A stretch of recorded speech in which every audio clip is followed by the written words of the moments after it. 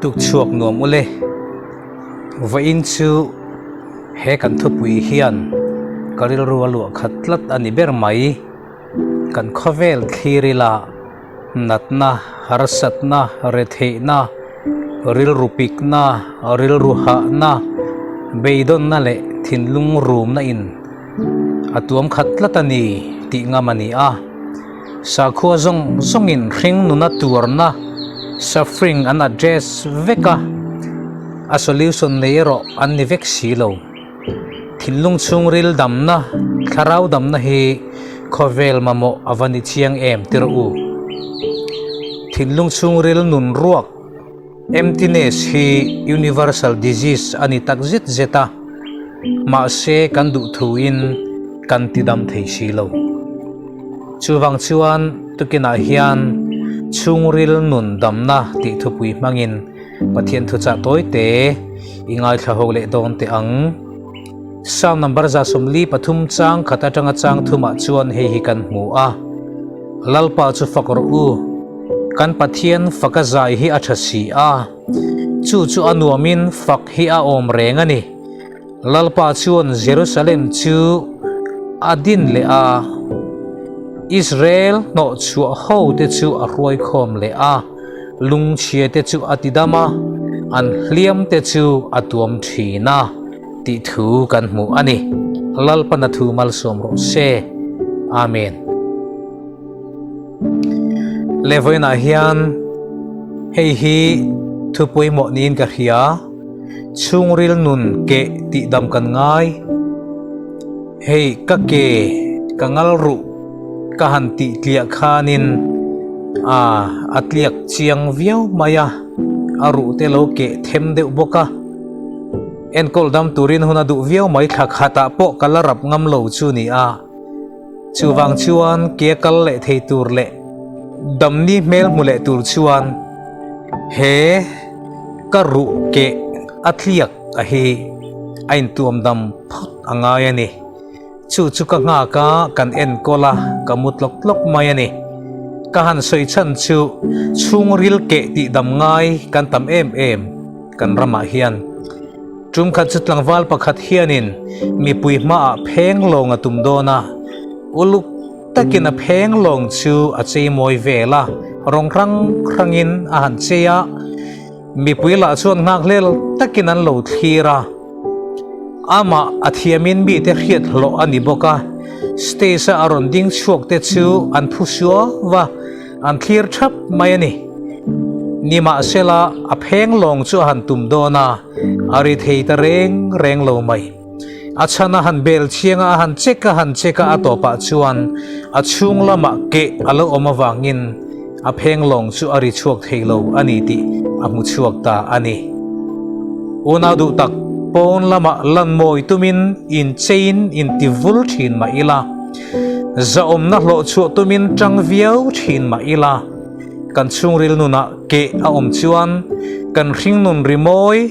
kan o ka te kan soidu zong te hi rimoi atling thin lova ke ma nia tang hian kan hring nun rimoi chuak tur om thin lova kan ha ru tho zelani kan ni na te hi kan moina ani reng lava pathian fa kan ni na bak hi mirhing ten hlut na kan nga lo imi mal nuna ibeidon na le phurit takin adel che awangin dam thak le lo chang inei thinem i pasal le i fa te nun dan i control phak si lo awanga in chung khur bo ruak rit takin adel thin che awanga imang an chang i to nga yem iphak tokin rongi bola inuna ha chulna inei pha chuang silova khovel lama tlan chiam doni ningam chuang silo alai laklo itang thinem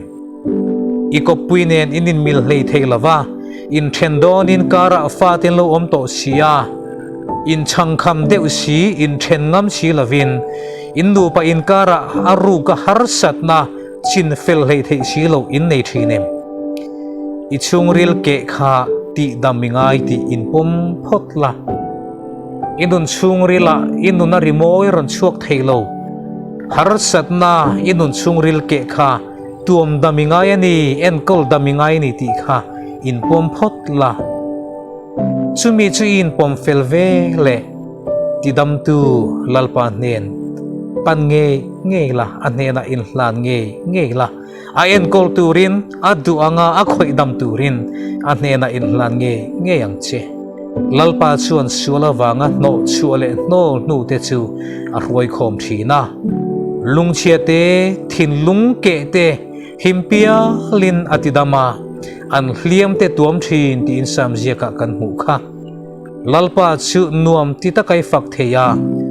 miten trap chunga pathian an fak anga nang poin lalpa I fak theya I thin lungin ama fak hi a o mani iti theinan inat na nen I hliam nen inun chungril ke nen I harsat na nen lalpa ma a lokun non le ra mangche chungril nun dam na chu I shuwa hi lo ni a ama ne na lo chuan kan thla chaw hian chol na amu tak tak don lo ti dam tu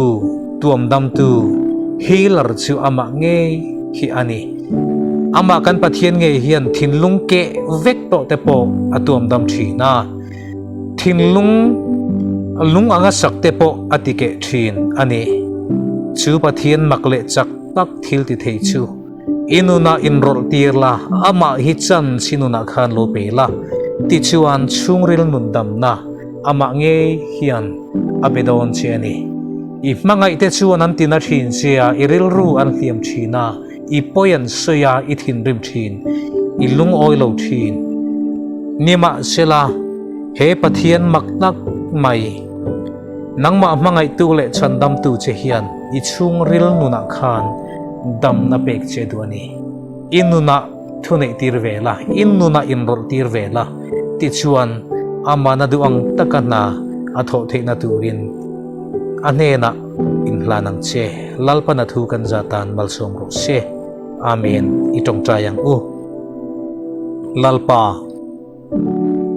samjek tu chuan lalpa chu fakro kan pathian fakazai hi athasiya chu anuamin fakhi a om rengani ti in anu nai thil makti le imal somna anun chungri la ina tho mak tak tak alo chan to te wang hian nangma fakhi o mati a phu ati ani chutiang ang nun chu kan nei ve theina turin he samjek tuina lo pal tlang to lungchia ti dama hliam tuam dam kan ngai na zonga hian ti dam tu healer lali shu khan kan nuna hian narun thok sela lali shu ti dam na chang tu chungril nun dam na chang tu kan ni the na turin he thu cha toy te mang hian kan ne na thu so yang che lali shu Krista mingin kan dile amen